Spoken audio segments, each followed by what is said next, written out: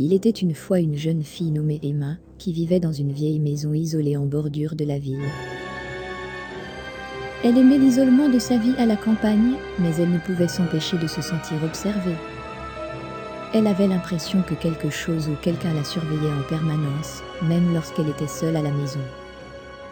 Un jour, Emma décida de faire une enquête pour découvrir ce qui la mettait mal à l'aise.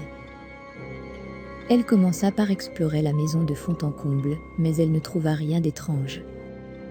Elle écouta les bruits de la maison et rechercha des signes d'intrusion, mais elle ne trouva rien.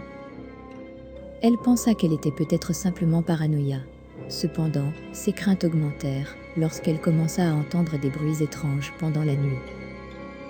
Elle entendait des pas dans les couloirs, des chuchotements à son oreille, et des objets qui bougeaient tout seuls. Elle ne pouvait pas expliquer ces phénomènes, et elle se sentit de plus en plus effrayée. Emma écouta les conseils de ses amis, et décida de consulter un médium pour obtenir des réponses. Le médium lui révéla que sa maison était hantée par les esprits de ses anciens propriétaires, qui avaient été assassinés dans la maison même, il y a des années. Les esprits étaient en colère, et ne voulaient pas être dérangés, c'est pour cela qu'ils hantaient la maison. Emma ne savait pas quoi faire, elle se sentait piégée dans sa propre maison. Elle écouta les conseils du médium, et décida de lancer un rituel pour libérer les esprits de leur colère.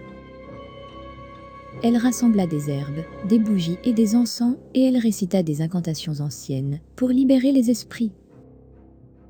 Le rituel fonctionna, les esprits se calmèrent et quittèrent la maison.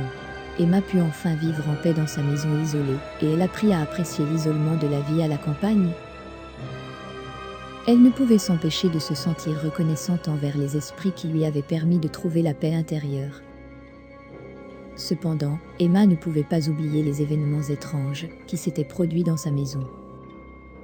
Elle décrivit un livre sur son expérience, espérant aider les autres à comprendre les phénomènes paranormaux et à trouver des moyens de les gérer. Elle partagea également ses connaissances avec les gens de sa ville, organisant des séances de spiritisme et des cercles de méditation pour aider les gens à se connecter avec les esprits et à les libérer de leur colère. Mais malgré tout cela, Emma ne pouvait s'empêcher de se sentir inquiète pour les gens qui vivaient dans des maisons hantées. Elle décida de se lancer dans une enquête pour en savoir plus sur les esprits et les phénomènes paranormaux. Elle voyagea à travers le pays, visitant des lieux hantés et rencontrant des experts dans le domaine.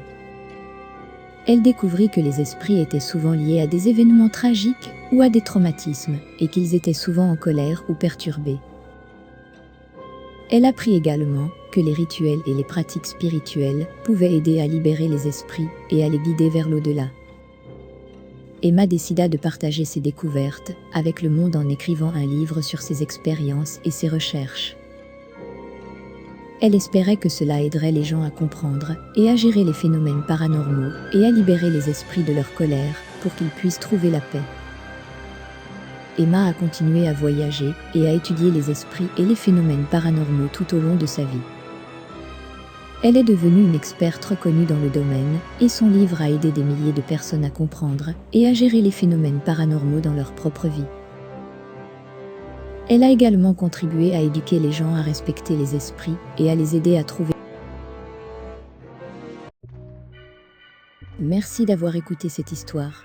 Si vous avez aussi aimé écrire des histoires, les raconter, alors n'hésitez pas à nous envoyer votre histoire écrite ou racontée par vous-même à l'adresse mail située dans la description. N'oubliez pas de vous abonner pour de nouvelles histoires. À bientôt.